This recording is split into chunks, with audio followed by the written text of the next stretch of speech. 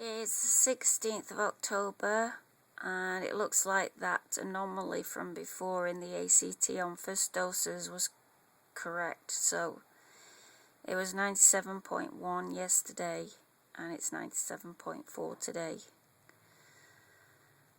Northern Territory have finally reached 70%, joined the rest of us. Oh, I need to change the colour for that as well, don't I?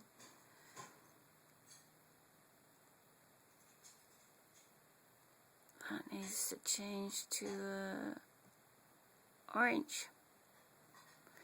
Okay. Queensland are continuing on quite well for the second dose, but their first doses are really slowing down. Northern Territories has picked up, as I predicted, because of the mandates. They're actually doing double the doses that they were doing before, but it's not helped them catch up to us, so they're still going to fall behind. I suspect that South Australia will push them down on the ABC list tomorrow, if not tomorrow, the day after. I think they'll be at 59.1 or 59.5 tomorrow, but South Australia could be at 59 tomorrow too. So yeah, they sort of go up by about 0.5%, so it's hard to know. So it's looking a bit, I mean, if we can get to the 60% double dosed for all the states, which is only about a week away, WA are going along really well. They're doing 20,000 or more injections a day. Some of that is double second dose, so it's sort of 50-50, 10,000 first dose, 10,000 second dose, around about. So in about a week's time, we're all going to have reached 60% fully vaccinated. And then it's looking like we're going to have 4 states at So we'll have 4 states at the 70% vaccinated, and then the other 4 states will be behind by about 3 weeks. Northern Territory are only about 3 days behind WA on that one. But sort of WA and Northern Territory are looking like a month. So they're a bit further away than Queensland and South Australia on second dose, 70%. Things change quite a bit when it gets to 80% double dosed. That's when things become a lot clearer. And that's when things are going to get sticky, because the national plan is when everybody's at 80%, then we open up the international borders. Now, Northern Territory are dragging their heels. They're almost 2 months away from doing that, so I don't know whether our international borders won't be opening until they reach 80%. But in a way, they've opened up the international borders, because I'm pretty sure some of the so-called Australian nationals are not Australian nationals and will have stinks about, oh, they said they were an Australian national, but they faked it, or all that kind of shit happened. I mean, I was right about the other stuff about the whinging that started already. So we've got some clarity about one state opening and the other state still being closed.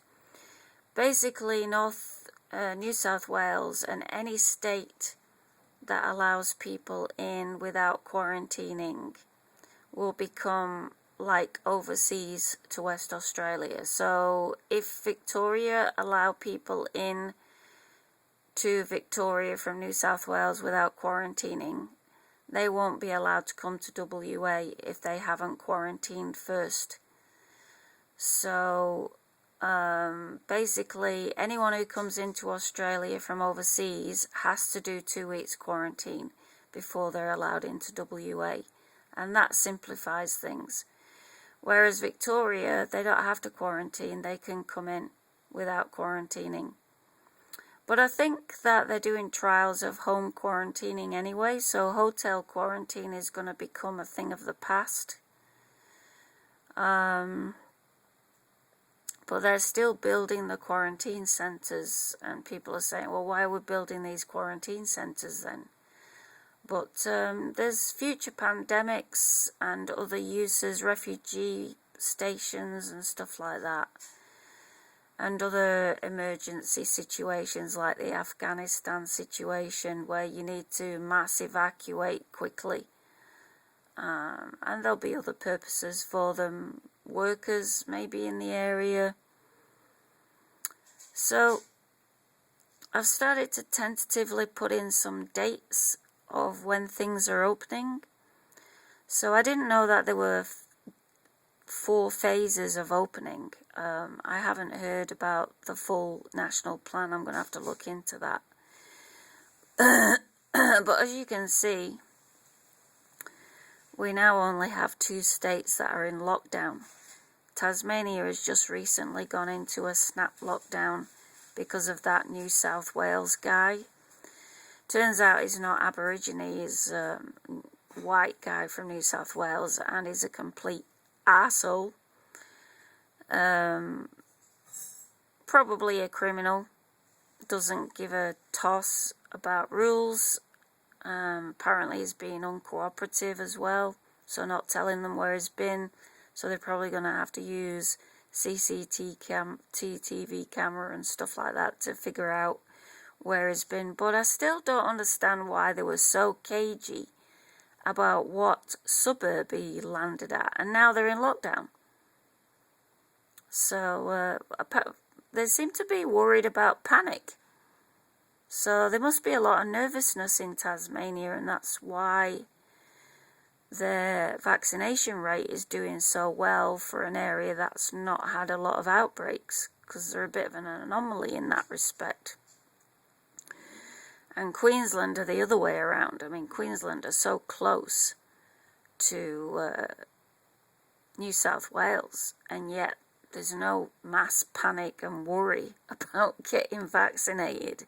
You'd think they'd be a bit more concerned, but because they snuff it out so quick, they're not concerned. And that has resulted in their first doses slowing down. I noticed that I added some days to their first doses, but their second doses are going great, and that's more important on the national plan anyway. But